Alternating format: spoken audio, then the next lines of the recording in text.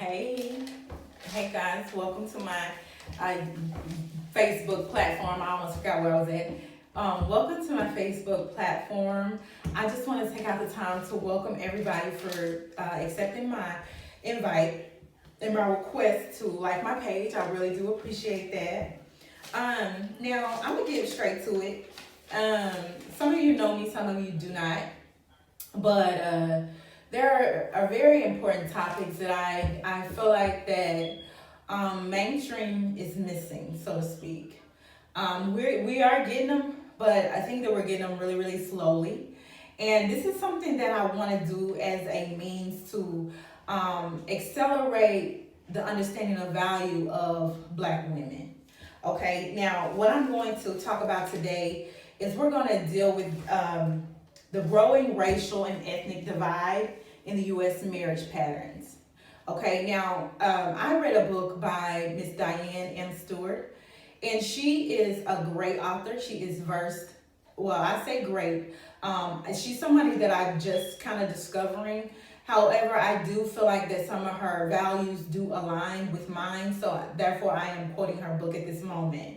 Her book is called Black Women and Black Love. Now, the reason that I feel like this is such an important topic is because I'm addressing an issue that deals with Black women directly. I'm addressing an issue that I feel like is something that, is publicly said and kind of joked about and kind of just said, and then the private arena as to what women are actually dealing with and going through. Now this book, Black Women, Black Love by Miss Diane Stewart, she did a statistics, and her statistical findings show that there are three things when it comes to the Black woman being married here in the U.S. Either we're unmarried, we either may be marrying later on in life, and then if we are married, it's an unstable relationship. We know what that means, aka toxic situation, aka just something unhealthy, right? Now, according to the 2010 census, in 2009, 71% of Black women were unmarried.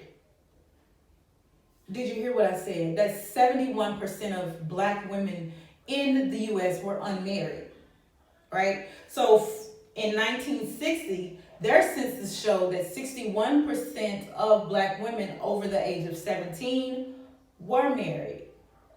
So what happened in 1960 that is so different from 2009? We're in 2021, right? So we have a whole 10 years from 2009 to account for that hasn't been accounted for at this moment. But there has been a 30% decline from 1960 to 2009 in Black marriages for Black women. Okay, so I think that that's something that we should definitely look at. 71% is a huge number. I don't know how much further we need to go before we start addressing this issue that is here. Now, I'm gonna make about 3 points, and I'm gonna leave it to where it is because I want to just kind of lightly touch base on what it is that we're talking about today. Now, the reason for this, according to the findings individually for the Black woman and for the Black man, is the Black woman is saying that she is personally and professionally not ready to be married. Because she's not personally ready. She doesn't really know who she is. She doesn't really understand all of the ins and outs of herself. Therefore, she's not professionally ready, and I think that personal and professional align. You're not going to really know your function. You're not going to really know your purpose for being in this world if you don't know who you are personally. So I think that's an alarm going off right there. And then we have the Black man whose response to this same situation is he's unprepared and he's unavailable. Now, If he's unprepared and unavailable, why? Why is he unavailable? Why is he unprepared? I mean, if he's not prepared, I mean, he's not aligning with something. And to me, those go tit for tat. We're not available either. We can't be available. How can we be available to a black man if we don't know ourselves? We can't be available. We can't even present ourselves to them for them to know who we are if we don't know who we are. That's the second alarm going on. So that's an individual standpoint. Now, this is a key factor in this because this is the union of why we're here.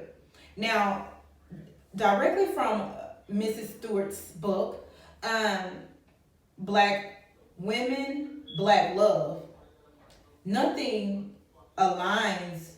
There is no political agenda and no religious agenda that directly addresses the dilemmas that black women have with actually wanting to marry a black man. Now, again, I say there's no political, there's no religious agenda, there's no platform that addresses this. To me, that's saying there's no culture in place. There is nothing positioned for us to have a blueprint formally to know how to make this possible, how to make this happen, you know.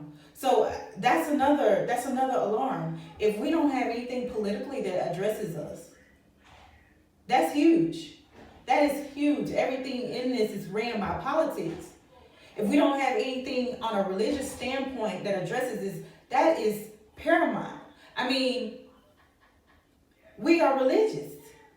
I don't know too many black women that do not go to church. I do not know too many black women who do not, I can't have a conversation with my auntie on the phone without God coming in the conversation. I cannot have a conversation with my father on the phone without speaking of God on the phone. So I'm just saying, I don't know too many people who aren't religious oriented or spiritually oriented.